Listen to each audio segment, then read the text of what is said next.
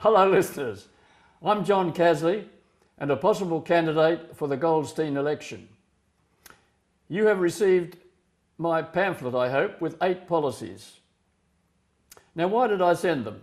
Well, to be frank, I'm finding alternative Goldstein policies rather empty of substance or even timid. You as policy voters may or may not, after comparison, find my policies more substantial than those of other candidates. I'm asking you to kindly let me know before the election if you do find mine have more bite. Because as a possible candidate, I've been one many times, I'll only stand if I get indication from you folk that many want my policies. If not, well, at least I will have had the satisfaction of having aired my best thoughts for a stronger and fairer Australia. Well, anyway, here are the 8 policies for your consideration and comparison with those of other candidates. The first policy is concerning excess wealth policy. 2 definitions are needed here before we start. Net worth is a citizen's total wealth taking account of all assets and liabilities. Excess is an amount of something which is more than acceptable or desirable. In this context, something it refers to wealth and poverty. Now, our democracy accepts our citizens living in 3 wealth groups of high net worth, or medium net worth, or low net worth for different reasons. For instance, the incentive to work better and harder to reach a higher level of wealth. Vive la différence, as the French would say. But we don't find it acceptable or desirable for citizens to have excessively low net worths. Some in this low net worth group are poor, but don't have excess poverty. For those outside this group, in different levels of excess poverty, our government with Centrelink uses taxation to mitigate the excess. At present, our government doesn't use taxation to mitigate the excess of excessively high net worths. Now, some governments in Europe and South America do use taxation to mitigate the excess of citizens with excessively high net worths. Our government can and should apply the same principle. Because wealth is a very powerful weapon for control, and the excess net worth of a citizen can be used for excess political control. For example, like control over mainstream media and so-called alternative media, control over political parties, and politicians seeking election, or perhaps a bank job on retirement from Parliament. Also over social media censorship, and most importantly, control over coming AI technology, involving direct perception control using microchips and brain-to-cloud technology, which is coming. Yes, wealth distribution from the excess wealth group to the 3 wealth groups would be fairer with this tax. But also, the power of the excess wealth group to use excess wealth for excess political control would be mitigated. So let's put control in the hands of the 3 wealth groups with acceptable levels of wealth for participation in political control. Yes, let's implement this policy. Now, the second policy is about increasing public awareness of important and interesting topics of our times. Many of these topics and their controversy can be found in this website. But wealth control media avoids debate on these topics and mainly has them only commented on by people of their choosing. With this policy, elected politicians, hopefully chosen for not being under excessive political control, would be seen to organise their chosen topics for lively debate on evening television at least once a week. Doctors, nurses, scientists, prominent broadcasters, and writers like David Icke would be invited to debate with evidence and opinion the pros and cons of important issues. Let's make our television evenings more lively and informative with interesting debaters. The third policy is to have a people's bank, like we had with the CBA before it was sold off for private control. This new bank would be called the Australia Post Bank because it would combine with the widely spread resources of Australia Post. Our new bank would provide us with competition for the private banks, provide more access for both post and bank branches throughout Australia, and provide prevention of banking cartels. The second part of this policy is a little harder to grasp. Henry Ford said that if the people understood banking, there would be a revolution before morning. Well, this policy is to stop the authority of private bankers to create credit money, often called creating money out of thin air. All authority to create any money would be entirely in the hands of Federal Treasury. If commercial banks wish to lend more money than their deposit structure allows, they may borrow from Treasury with Treasury approval. This would stop enrichment of private banks at public expense. Instead, we would be enriched via the enrichment of Treasury. Also, with its sole power to create money, Treasury's control of the money supply would enable it to bring the inflation rate closer to 0%. It is interesting to note that Abraham Lincoln and JFK were the only US presidents who stopped supporting private bank money creation. And both were shot, actually. But surely that wouldn't happen in Australia.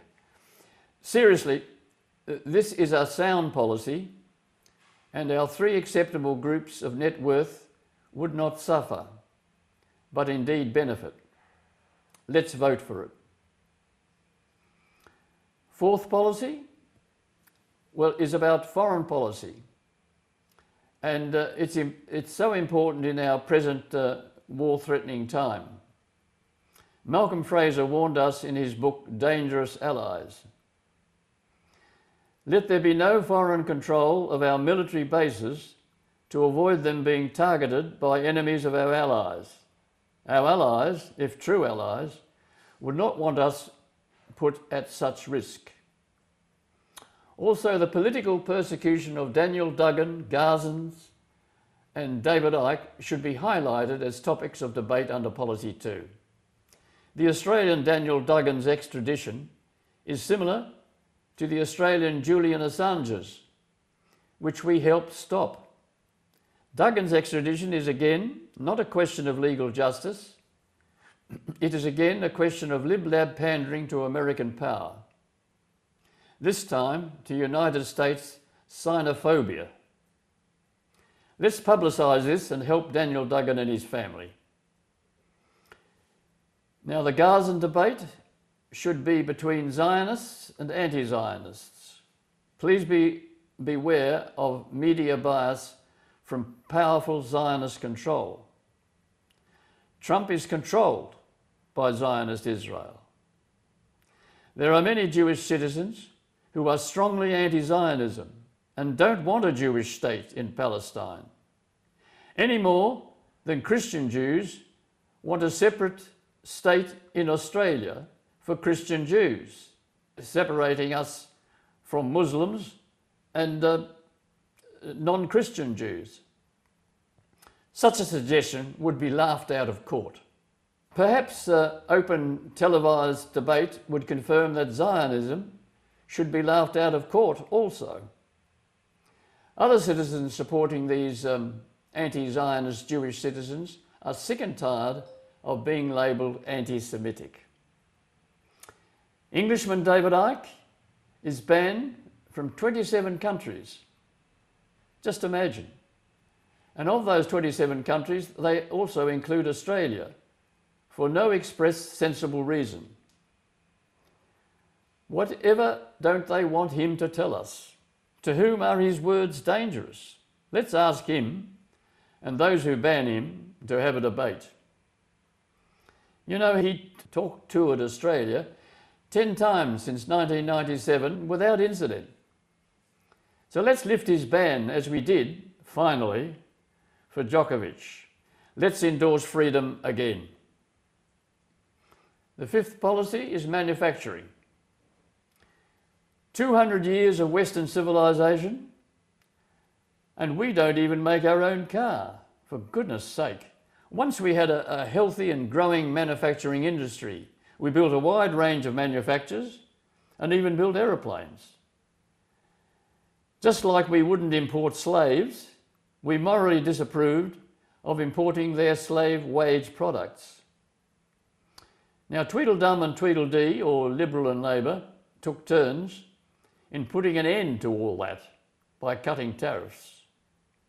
This was and is pleasing to their globalist masters, who, using divide and conquer, want nations heavily dependent on global trade. They don't want national sovereignty and independence, or nations with sophistication, self-identity and social pride. They want centralised control. But we have the ability and ambition to make lovely products. We've proved it.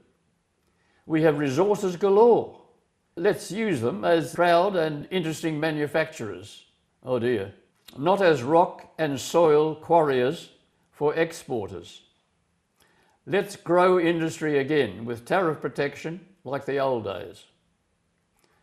One good thing from Trump in these new days is his saying, tariffs is the most beautiful word in the world. Okay, an exaggeration, but indeed, resource-rich America and resource-rich Australia are both well placed for strong economic protection. Let's do it. The sixth policy is to promote organic food. It is said we are what we eat. Just what are we eating? Often termed poisonous, chemicals are used in non-organic food production here and particularly overseas, which obviously deteriorates our national health and increases suffering and medical costs, benefiting only the drug industry, which wants us popping pills. But surely we deserve the best food in the world. Let's promote organic food production. Let's subsidise our farmers' organic food production.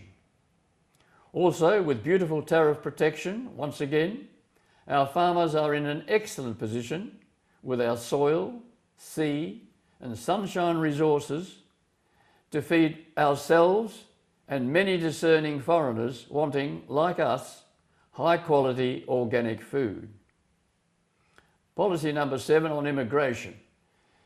This policy is to definitely pause immigration while our cities are overcrowded, while our natural births continue to exceed our deaths, and most importantly, while our wealth per head, yes, per head of population, depends hugely on sales of natural resources.